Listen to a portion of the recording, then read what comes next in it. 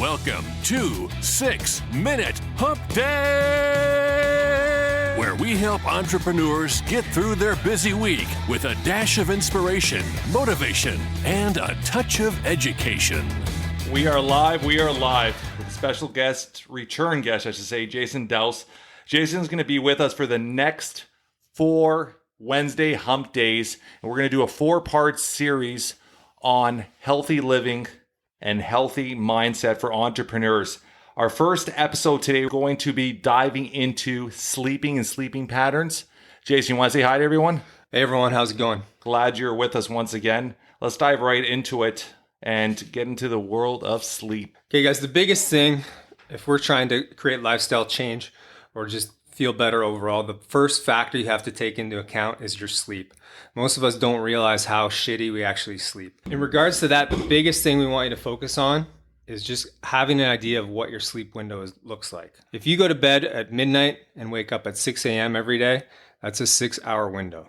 So we just want you to become aware of what that window is for yourself. So take some time today over the next few days and just get an idea of what your sleep schedule looks like. Are you going to bed consistently at the same time? Are you getting up consistently at the same time? Do you want everybody to be charting this down on some pen and paper? Absolutely, yeah. Obviously, with podcasts now, you can also just replay it. And if you need a chance to get notes or pen, then do that. But this is a short one, so everything will be there for you. So once you get an idea of what your sleep window is, just be aware of how you feel the next morning. Typically now we lose awareness of how we feel, how we're feeling essentially. Okay, so we wake up, what's usually the first thing we do in the morning is we grab a cup of coffee, we're tired, we use that stimulant and that gets us going. So we've already lost insight or connection to how we actually feel. Are we rested? Are we recharged? We want you to kind of eliminate that. Like just take a moment and see how you feel. See what your energy feels like. See how rested you feel. Now from here, now we can make change. Once you're aware of how you feel, now we can make change. After this, what we want you to do is just become aware, is your sleep schedule consistent? Okay, so you had an idea what it is. Maybe it's 12 one night, maybe it's 11 one night, maybe it's 1 a.m. one night. That's not ideal, okay? That's not what we want. We want it to be consistent. And then once you know what it is, we want you to work on increasing your sleep window a little bit.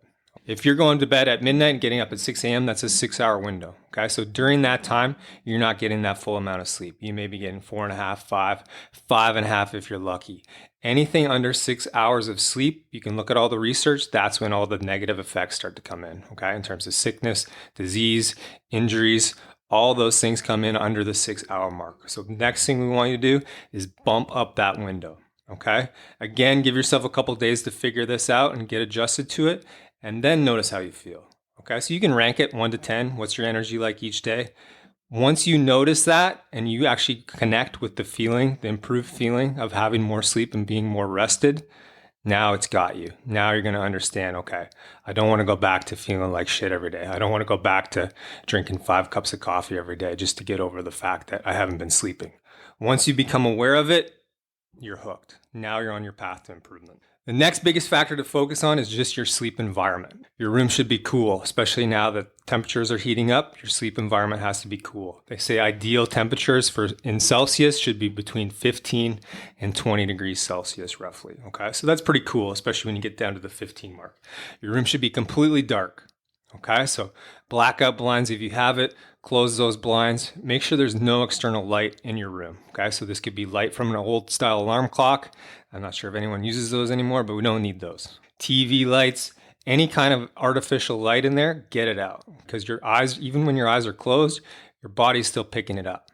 Okay, you're still able to perceive it and it's affecting your levels of sleep.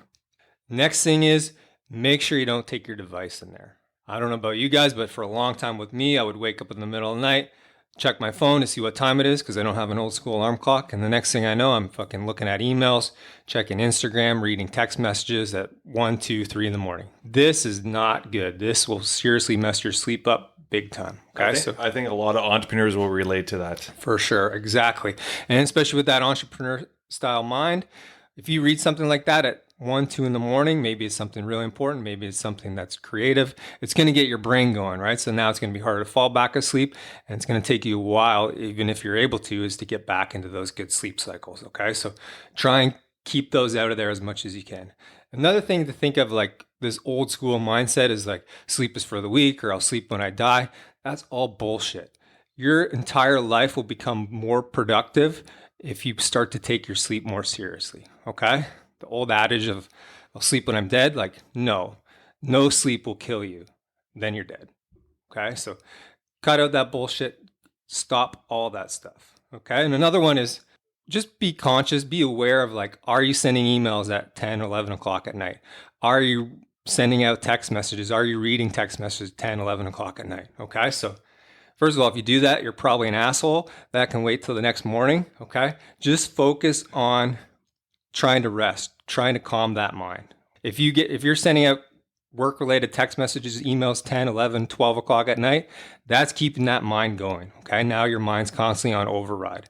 It's going to affect your sleep quality. It's going to take you longer to get into those REM cycles and then those beneficial deep sleep cycles. It's just messing everything up. Just to kind of rephrase, just reiterate, know your sleep window. Become aware of how you feel each day. Work on bumping your sleep window up.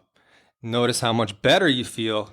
Now you're going to be consistent with it. You're going to be a little more focused on it. 3, just take care of that environment.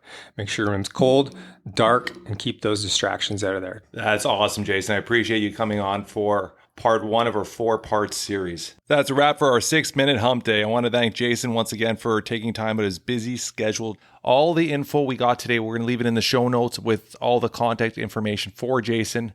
Once again, thank you for taking the time to listen to the Jeff Lopes Inc. podcast. Tell your friends, tell your family, spread the word. We're trying to build something special here. Leave a review, hit the subscribe button. 5 stars would be amazing, greatly appreciated. Until next week, always move forward.